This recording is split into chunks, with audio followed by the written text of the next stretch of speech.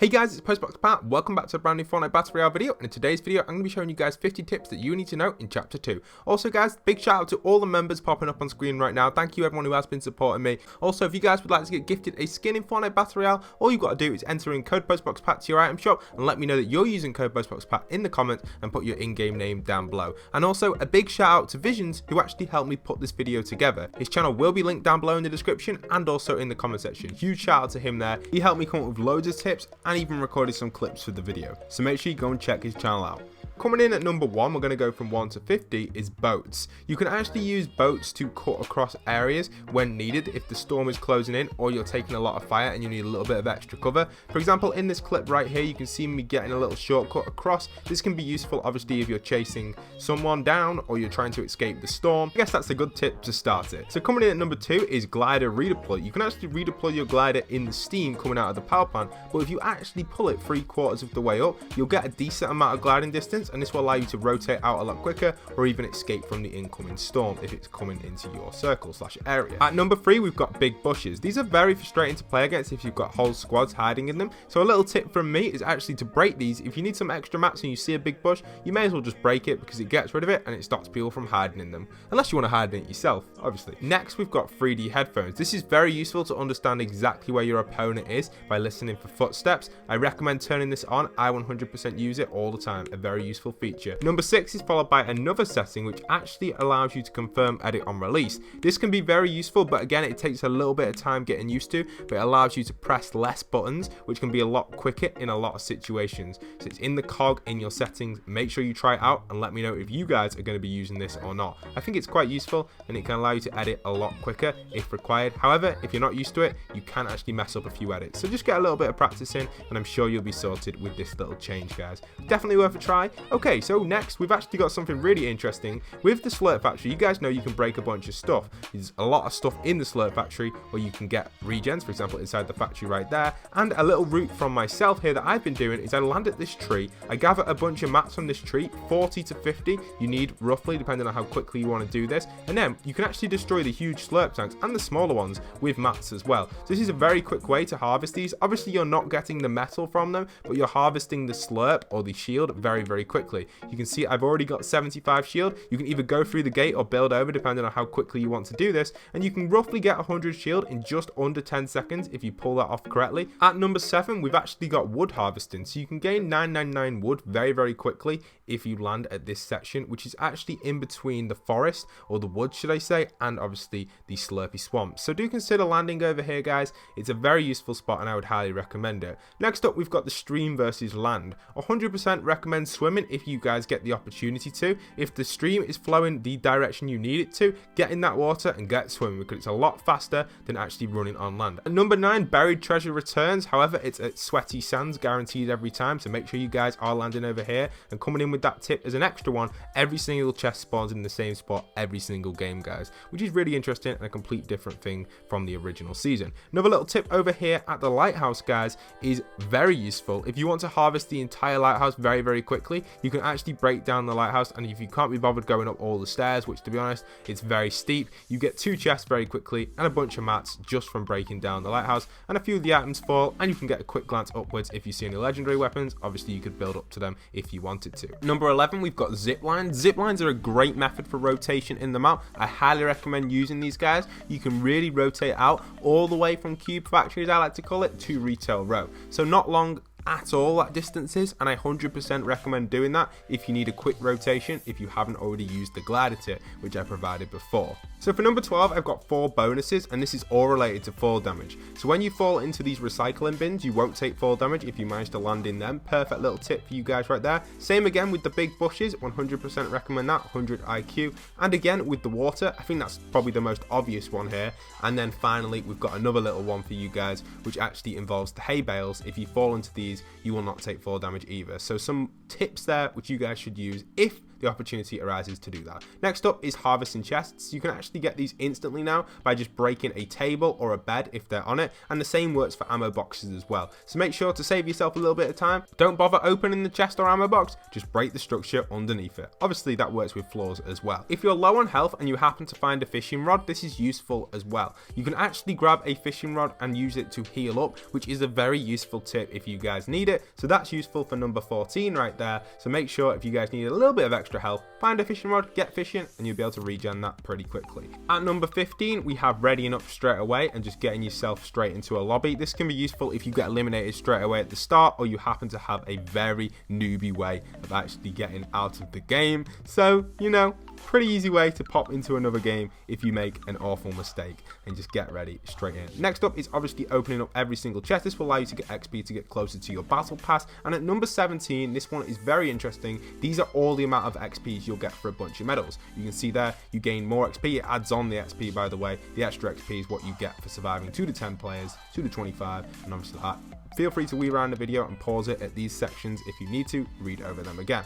Next up for you guys, this one's a very interesting one, is the grey tact is actually better than the grey pump. You can see that here I'm comparing the damages. So if you've got the opportunity to take the grey tact over the grey pump, 100% take that grey tact. It is much better than the grey pump. However, after that, apparently the pump is better than the tact. Coming in at number 19, this actually relates to healing again. If you've got the opportunity to use the bandage launcher over the other two main healing mechanisms in the game, I 100% recommend it because it is a lot quicker, especially in a sticky situation. Next up, I've got another 4 damage one for you guys. If you happen to come across a boat when you're having a build fight, or you've just fallen off a really tall height, you can actually use the boat to save yourself. The chances of this actually happening is very slim, but you got to get into that driving seat, and you just never know, guys. It might actually save you. So at number 21, you can actually harvest mats from enemy builds. Now, I'm not too sure if this is a glitch or not, but it's definitely worth a try because gaining these mats from an enemy build is very useful, and if it actually gets added in fully, obviously it could be an awesome tip.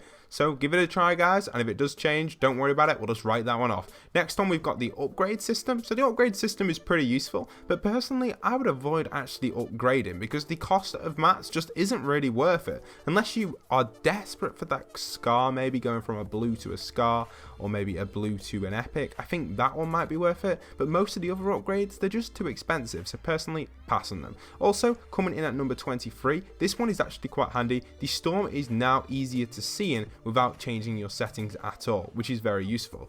Now at 24, this one's a funny one. Just don't bother even shooting the petrol stations because it only does 30 damage. Most likely you're not going to get an elimination from this, so there is no point of shooting at the petrol stations.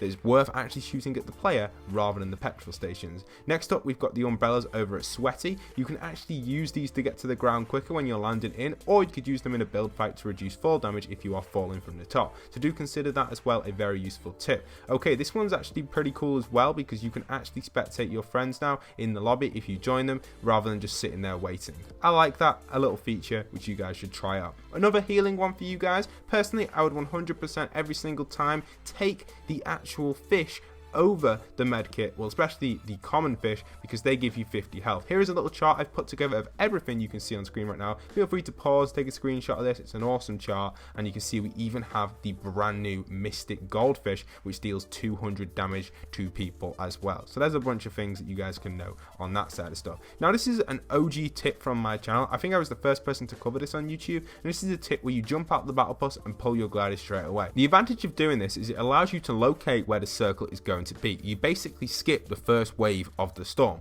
So you glide towards the center of the map because obviously you don't know where the circle is going to form just yet. You have to wait for the timer to tick down. But once the timer hits tick down, then you locate the perfect spot for you to land. You consider where the bus came in and where the bus left. Then you think, where are people most likely to go? Usually it's on the line of the bus, either the first location or a few of the first point of interests. So you pick a location right on the edge of this. In this situation, I actually picked Sweaty Sands and became very close to winning this game. Obviously, I'm not going to play the entire gameplay. I did lose it in the end, but it's a useful tip for you guys, and I 100% recommend trying this out because it allows you to skip the storm and loot up an area for a lot more time. And you can even get the precise landing because you can actually kind of scout out where people might have already looted, and the map is so much much bigger now with 500 plus chests, whereas the previous one had 300, so you're guaranteed a bunch of loot and you can skip the first storm. It's just a no-brainer. It's worth a try anyway if you need the win.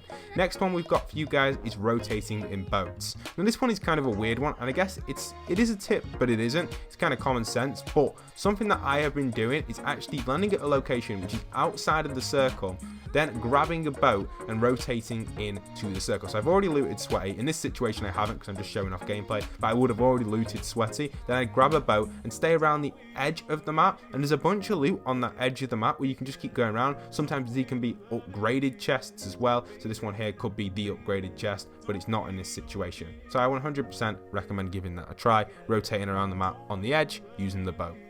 Number 31, we have something that I call bot farming. Now, bot farming is where you keep track of a bot that you found in your area, let them farm up a bunch of mats for you, and then go and eliminate them with a sniper at long distance, or just simply get close to them and just take them out. Once they've farmed a bunch of mats for you guys, you can also be looting at the same time. Another little tip regarding farming at number 32 is apparently metal cars now can give you more than certain bricks. This all depends on what situation you're in, but sometimes metal cars could be more useful than bricks in chapter 2. This one's funny, but I see it almost every single game. Guys, do not swim against the stream. If you are swimming against the stream, you're just not going to get anywhere. Make sure if you are in the river, swim with it, and you will get places a lot faster.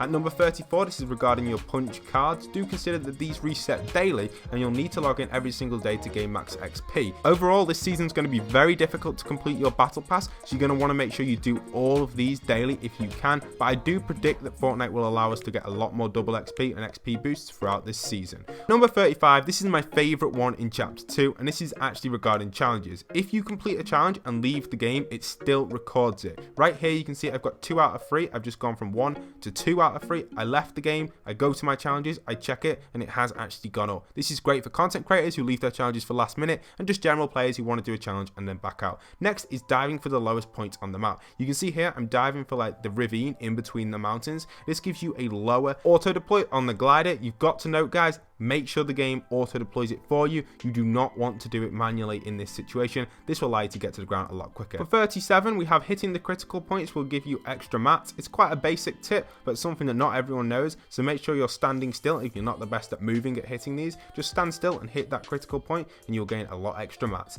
Okay, fishing is pretty key as well, guys, so look for fish jumping out of the water or ripples in the actual river or sea. This will give you better loot guaranteed. At number 39, this is a funny one. If you've got a player that goes AFK driving, or just generally they can't drive the boat, you can use a fishing rod to hook them off, which is a really funny way of getting them gone off the boat if needed. And then another cool little fishing tip for you guys is healing. If you happen to be in the storm for some reason and you need a bunch of health, you can actually go fishing and you may get more health than the storm is doing damage to you. It depends on the situation though, so do consider that. Before we get onto the final 10, I'd just like to say if you've made it all the way through this video, thank you so much. And if you aren't already subscribed, roughly 60% of you guys watching this video right now aren't already subscribed to the channel, so maybe consider hitting that subscribe. I'll keep you guys up to date with the #1 map change source and storyline content on YouTube on the channel.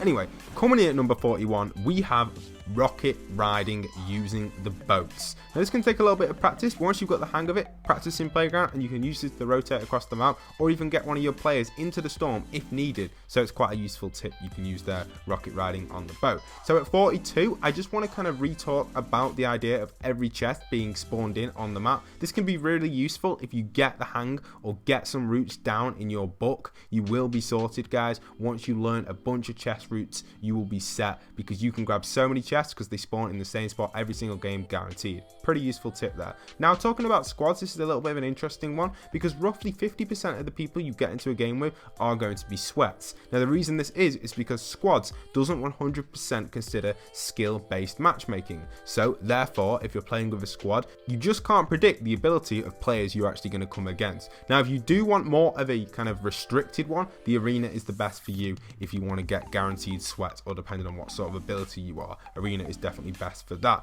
Now coming in at number 44, for are these huge ammo bags. These can actually contain healables, so you can get shields, medkits, bandages. Very useful to learn the spawn of these because this will guarantee you a bunch of loot pretty quickly. At number 45, a new useful feature as well. If you're getting frustrated with the medals constantly popping up, you can actually turn these off in your settings. I advise doing this if you don't want them medals popping up every single game, and it gives you a better field of view. This one's a pretty difficult one to do, but you can now ride the bandage launcher. You can see in this gameplay here, it took me a while to get it down in creative, but if you pop into creative, you can learn this one and be able to ride the bandage launcher very easily. A little bit of practice and you'll get the hang of it. Coming in at 47, this one is actually regarding being sprayed down when you're in the water. Simply place a wall and then a bunch of floor pieces above your head as you're swimming, and this will allow you to dodge any incoming damage from the sides of the river. As long as they're not in the river with you, you should be sorted. But the downside to this is it does use a lot of materials, so you'll have to make that consideration in the moment, should you waste your mats or not. I recommend personally, if you've got more than 500 mats, you could probably use a few on this,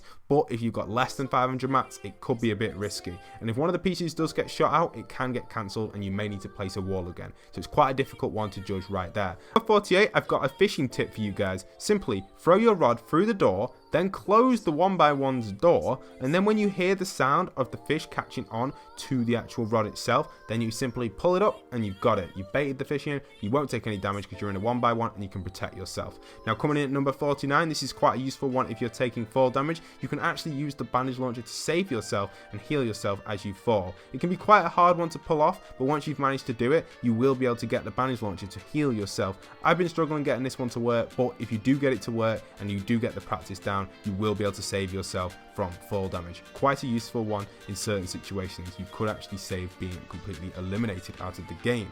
And finally guys, this has got to be the most funniest one and probably the most useful one out of them all. When you're riding a boat with your squad, if you emote when riding, this will protect you from incoming fire. If you've got the worm, I recommend using it. I know many of you may not have the worm, but that has to be probably the best one. If you do it in the position I'm in, it's very unlikely to get hit. It's quite a useful tip. Downside is you can't fire back.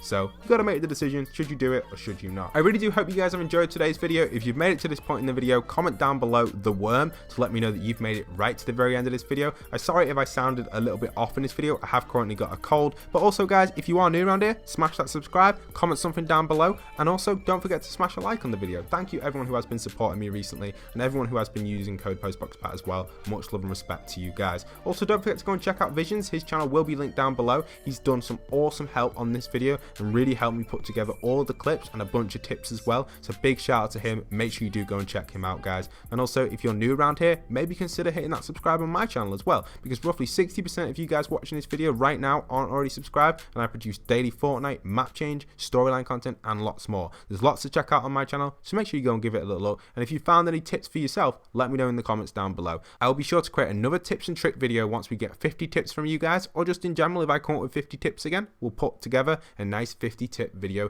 for everybody out there. So thank you everyone, I hope you guys have enjoyed, and once again, this is PostboxPat signing out.